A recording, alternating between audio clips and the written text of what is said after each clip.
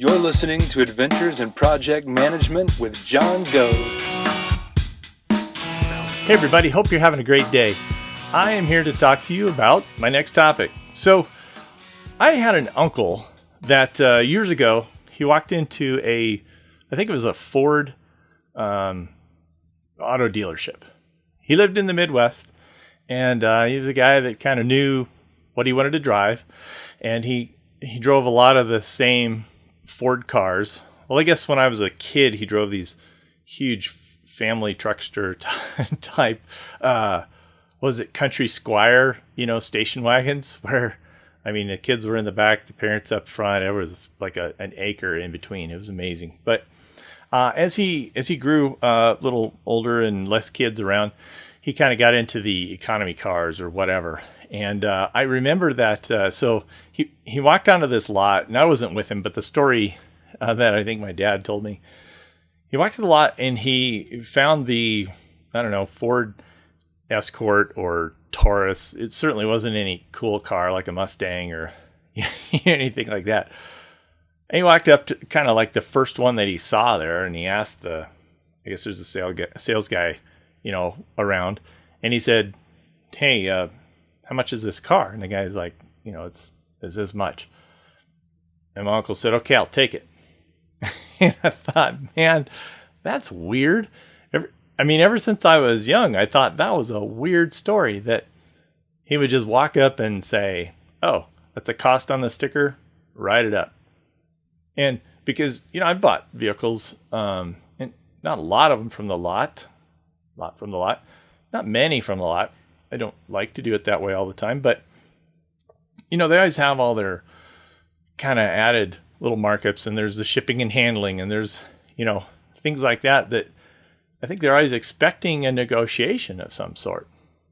So their sticker price plus all their markups isn't necessarily competitive. It's just the cost that they're throwing out there that they hope, you'll bite. So if you pay the sticker price, you're not getting the deal that you probably could get if you talked to them a little bit or waited for hours while they asked some guy in the tower, about your credit or whatever. So it's kind of a tedious process, but you can get a deal, right? It's kind of like going to an auction. I don't know if you've ever been to a farm auction, but we go to farm auctions, and there was sometimes, so you'll have like the livestock side of things, and then they'll have they call it open consignment type of a sale.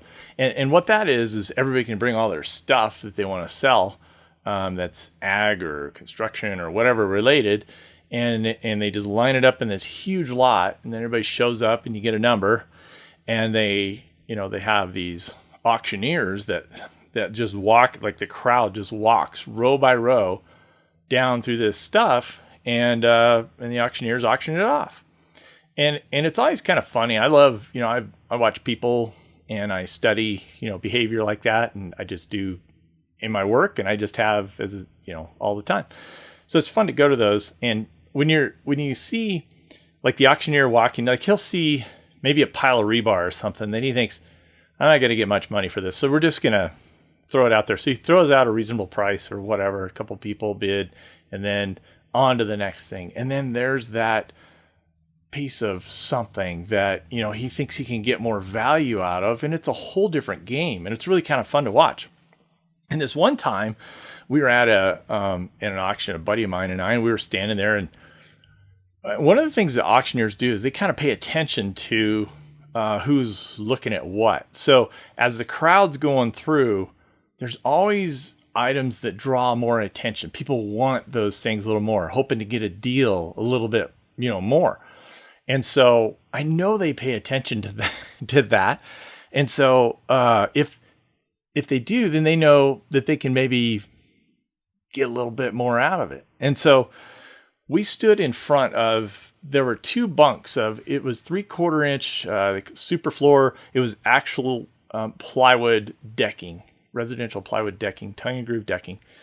And, it was like probably close to $30 a sheet, let's say $25 a sheet at the time, which now I don't even want to know what that stuff would cost. But at the time it was about $25. And And so my buddy and I were just kind of watching because that was kind of the next thing that had some value there as the crowd was kind of moving towards us. And we weren't going to bid or anything. We were just kind of watching. And so the auctioneer got there, and boy, everybody tightened up. And you could tell there were a few old contractor types and some farmer guys. And there was a lady that was like standing right up front. And I looked at my buddy and I'm like, she's going to throw a number out there. She's going to jump in on this. And so the auctioneer, first thing out of his mouth, he's like, who'll give me $50? Man, that lady just threw her arm up. I will. And he said, how many you want? She said, I'll take them all. I looked at my friend and I like, let's get in my truck and go to Home Depot and buy a bunk of those things, come back and see if she wants some more. We can make some money. But she clearly jumped out and didn't pay a competitive price. She didn't get a deal. And the guy selling on behalf of the owner, the auctioneer, he knew that there might be somebody out there that would just bite and not get a deal. So we always want a deal. In a deal when you go to the store, you want a deal when you're contracting work. And so with projects, many times people let the pursuit of getting a deal, however, get in the way of getting a quality contractor or quality vendor or sub on board. And the pursuit of a deal at all costs can actually become a road to heartache. It really can. So I'm calling this one, I need bids. Give me bids. So there's kind of this, I got to have 3 bids on everything scenario. And first of all, I think it's good to differentiate what's a bid versus a proposal. Okay. When do I need 3 bids on everything? And if 3 bids is good, isn't 12 better? Or 14 or 27? Or that'll be better, right? Not necessarily. So a bid is a response to a request for a bid. I know that's intuitive, but think about it. It's a specific scope of work that you want to know how much it's going to cost. So if you're an entity, an owner, a firm, whatever, that's putting something out there to say, I need to have somebody bid on this to give me a number, then that's what that's what you're requesting a bid. If you have a proposal, if you want a proposal, that is a response to an RFP, a request for a proposal. And with a proposal, a bid will many times be a part of the proposal. That's the purpose for it. But with a proposal, you're also going to have a lot more that's going to help give you a better picture of the bidder or the proposer. And so, you'll see team qualifications. You'll see a little history about the company. You'll see methodology. How are they going to approach your project? How are they going to deliver the product that they're, bidding on? Those things are all included in a proposal, and they help give you a better picture of what your context to the bids that you're receiving. And so, but sadly, the whole, I need 3 bids, I call it the 3 bids myth, that tends to kind of drive the day sometimes with certain owners and certain people who are soliciting numbers from others. And so, it can kind of be dangerous. I don't know where that started, the 3 bids myth. It was probably in some government procurement, manual or whatever. But a lot of times, the thought is that the more bids, the better that I'm able to get, because that's going to assure fairness and competitiveness. Well, I'm here to tell you that it doesn't always, let me rephrase that. It's not likely to assure fairness and competitiveness just by getting a lot more bids. Now, I advocate for bids on specific things, multiple bids, absolutely. But I like to apply a little different methodology to the seeking of bids and proposals. What I'm talking about is competitiveness. We need cost competitiveness in order to make a decision. And so if the objective is to get competitive, we have to make sure that we're not paying too much. That'll help us assure that we're not paying too much for the services or the work or the product or the materials, whatever it is we're soliciting for. But who establishes what paying too much is? I mean, really, what'll the market bear? A lot of times is what you hear. Whatever the market bears, whatever the market will drive it. Okay. Well, what do you think? Based upon what? I've worked for developers and owners and stakeholders who, well, there's kind of two camps. So there's some developers that they know what they're doing.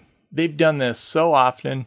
Maybe some of them even own their own construction companies or they own supply houses. And so they know what parts and pieces and labor costs. They've done it before. They've just done it last month. So they understand what things will cost. And so they have a pretty good bar set as to what they want to pay. And they know where competitiveness needs to be. They know what a market-driven number looks like. And so that's one camp. Then there's everybody else. And everybody else seems to just think that, hey, it's too... Some of everybody else think it's, no matter what the bid is or the proposal, the bid is too high. No matter what it is, based upon what they feel or what they think. And that can be a little dangerous. That can be a lot dangerous. And I'll kind of explain some of that. So what does real competitiveness look like?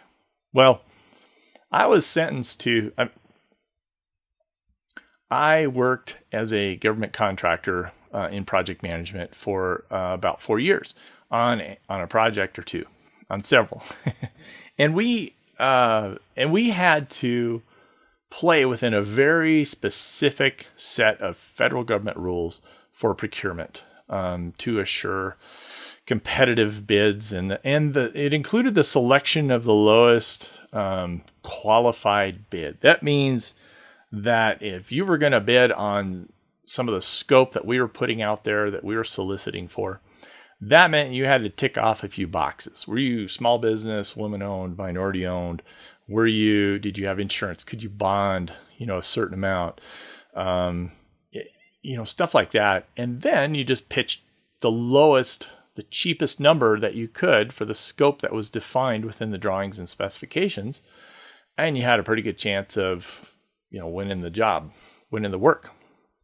So there were lots of problems with that, and it was a struggle because we didn't have much latitude in select. I mean, we kind of had to live with the low bid. Fortunately, I think later as things had progressed, the Corps of Engineers and some of the other entities that we were working with actually allowed for, we were allowed to throw out if a lowest bid wasn't qualified, meaning somebody's just playing games. You can kind of tell that sometimes where they just come in so cheap that there's no way they're going to be able to build the job, or there's holes in their numbers, meaning they haven't covered everything, so they're non-responsive. So those are pretty easy to throw out. But I think we got a little bit more latitude later in those 4 years or 5 years, and so which was great. And it helped, but it still wasn't all the latitude that I wanted to have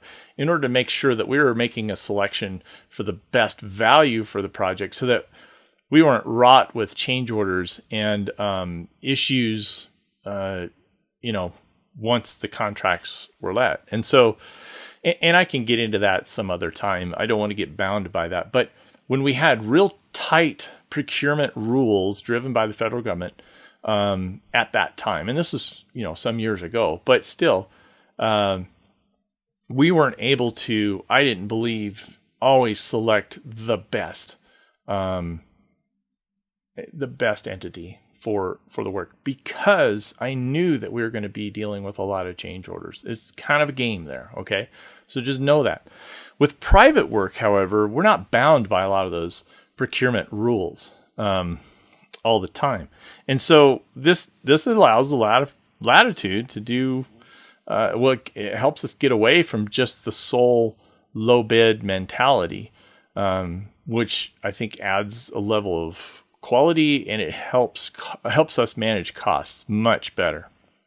So if we want competitiveness and we don't have to play the low bid game, what does that look like? Say you're an owner or a private developer, a doctor, dentist, church, somebody like that is wanting to solicit bids for a contractor, say. What does that look like? How can you assure some competitiveness? Well, I just jotted down a few things here, and I thought I could speak to each point. So first and foremost is, how well is your RFP written? How well are you conveying the scope that you want numbers on, that you want somebody to bid or propose on? So I've seen it all, man. I've seen from a sketch on a napkin that somebody called up some friends and tell me how much it's going to cost to, volumes of drawings and specifications that weigh hundreds of pounds to send out to multiple contractors, to give a number. So somewhere there in between lies the sweet spot for your project or your product or whatever you're soliciting for. And so just know that you've got to have a complete scope. So hire a professional, hire somebody, an architect, a plans drawer, a designer, a CAD jockey, somebody to help you convey on paper what it is that you're wanting to build. So you got to define the scope, okay? Can the people who are going to be submitting proposals or bids, can they, two separate things, remember, but can they clearly pull something together based upon what you're giving them?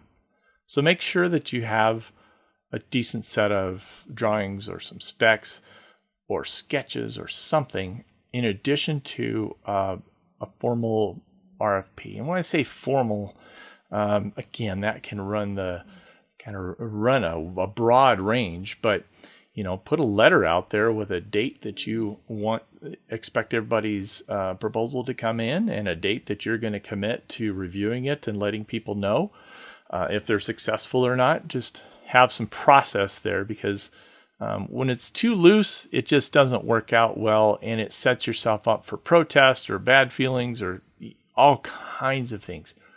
Now, I'll be talking more about this whole process, but I kind of want to keep it just high level and talk about the fallacy of all I have to do is get multiple bids and then everything's going to be okay. So that's number one. How well is your RFP written? How well is your scope defined? Okay, those are two very important things. Probably should have made them 2 points, but that's my first point. Second is, do you have a method for selection? Are you just going to look at them? Yeah. Well, if it's a proposal, you're going to look at the numbers, right? So you need to qualify the numbers. Did they put a number to every scope line item that you want? And does it total up to a total price? And there's a variety of deliveries and methods, and we can talk about that in the future. But for right now, just conceptually, have you do you know what you're looking at? Do you have a selection matrix or some kind of a scoring sheet? A lot of times, so the cost will be worth a little bit more. Maybe team qualifications are going to be worth something. Maybe the methodology and their approach of how they're going to put together the project or develop the product that you're looking at. If you're in manufacturing, the methodology and their approach and how they're going to do that, there's some great value there that speaks into cost. And so you may have to weight some of those just as high as cost in some cases. So have a scoring sheet, have a matrix, have some methodology, some way, a method for selection. Have a team, a group within your management, consultants, whoever you have on board to help you make that selection. Number 3, give yourself some time once you receive the proposals, because this is often can often be the case where it's kind of a hurry up offense. We got to get the product going, or so we can start getting it to market, or we have to build within this certain window. And boy, that just comes down to appropriate planning. Make sure you give yourself plenty of time to plan so that you're not rushed to hurry up and make a decision to get somebody on board, to hurry up and get started. Because if you start under those conditions, you're only going to set yourself up for, gosh, I forgot these things and they're going to cost me money in the future. Trust me, I've seen it happen so many times. So make sure that you've built in enough time once you receive those proposals that you can spend an adequate amount of time assessing them and reviewing them and qualifying them. I keep using this word qualifying. What that means is just making sure you've got an apples to apples scenario with all the proposals that you receive. And sometimes A lot of times you won't. You're going to have one that's just going to kick out. They just missed the boat. They didn't read the RFP. They didn't respond. So that's non-responsive. Kick them out. Okay. But the others that did answer your questions, that did come to the table with good, legitimate numbers and in a competitive fashion, you can take the time to get into those numbers to make sure that you're seeing what you want to see. Get on the phone, ask them questions, things along those lines, in order to qualify the bids and qualify those proposals. Make sure that you take the time. Number 4, what about another round? If it's a big project, we'll kind of get the initial proposals in, and then we'll have kind of round 2. We'll cut it down. I'm in the middle of one right now where we might have 6, 8, 10 bidders initially, just because word gets out and people want to have some interest. We didn't have to advertise it. It's a private project, but still, we'll have multiple people coming, and we might narrow it down to 3 or 4 and say, this is a tight group. They're all pretty close. They all add the value we're looking for. Boy, they're going to hit the schedule that we're hoping for or planning for. Let's notify these 4 that we're going to take them to the next round. Now, you don't want to do this all the time because it costs a lot of time, for the contractors or whomever's, bidding. But what that usually means is we're going to pull them in and ask some questions. We're going to interview them and kind of have them speak to how they see this project. I don't like multiple rounds of additional bids because that can get kind of weird sometimes. So we probably, I don't like to ask for new numbers or additional numbers. That's a waste of everybody's time. But if you can ask for them to prepare, maybe talk a little bit more about your schedule. Who's going to staff the project? Can we meet some of those people? Who's your project manager going to be? All those types of things can help give you a better indication. And if they're all pretty close on numbers, that's going to give you maybe a little extra sauce to help make that decision to select the contractor or whomever that's just right for you. And then 5th, and this is kind of the tip of the iceberg, but a lot of times in order to help with competitiveness, we look at hiring a contractor for pre-construction assistance. So that means that the design isn't complete yet. We haven't hard bid the project, and I can get into all that. I've got plenty of other episodes planned to talk about project delivery methodology and things like that. But if you can hire, if you're still in the midst of design, you want to get a contractor on board, you can select them based upon their qualifications, maybe their fee that they would see for the scope of a project, even though it's not completely designed, what their general conditions would cost, meaning what it would cost them to be on a job site for a certain period of time every month. Those are plenty to select a qualified contractor by in the private realm, right?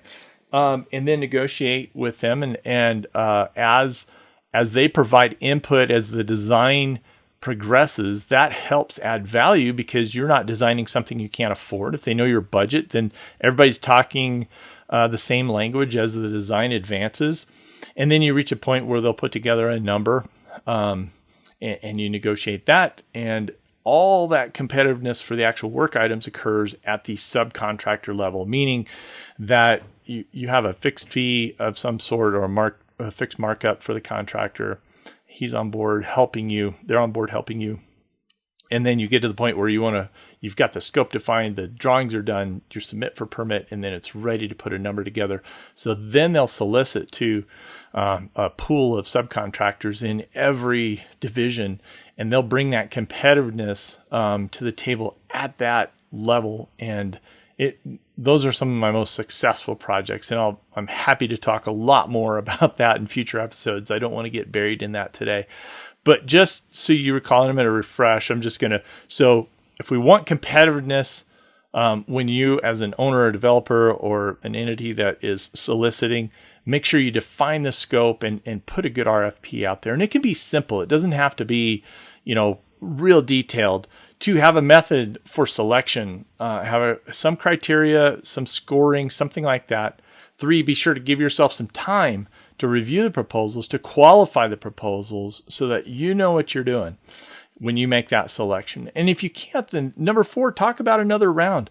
Not another round of pricing, but another round where you can interview a short list of contractors or suppliers or whoever you're soliciting.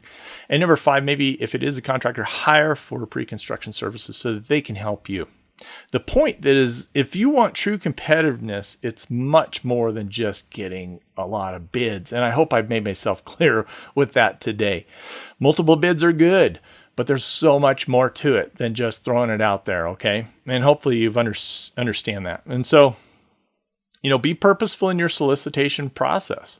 It's kind of a big deal. Don't just call 3 friends and see and kind of keep it loosey-goosey. I mean, that works for farm fence and stuff like that. But if you have something that you're accountable to other investors, you're accountable to a board, you're accountable to your family, for spending, spending the family dollars, you're going to want to have some process so that you can, 1, document it well, but 2, you can make good decisions, and so to stay competitive. So with a little effort, you can implement these very simple and basic processes, and stay within the competitive cost zone and stay away from the low bid and the gimme 3 bid myth or fallacy. So, and without sacrificing quality, and then you'll have the ability to get a deal, but get a qualified deal. Let's put it that way. So I'm not talking cheap. I don't like using that word.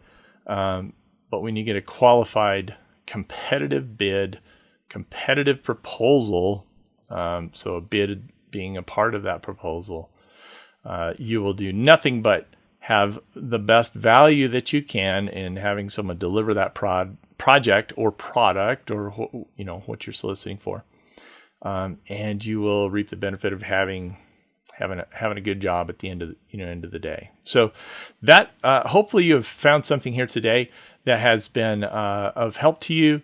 I think that I try to weave in a few of my little stories without getting too off track, but honestly, I try to keep things simple. I've been 25 years in project management and owner's rep the last 20 years, and I'm really tried to take this simple approach without getting too analytical and too tied up in the technical aspects of things, because it can be very straightforward. It can be very it doesn't have to be that hard.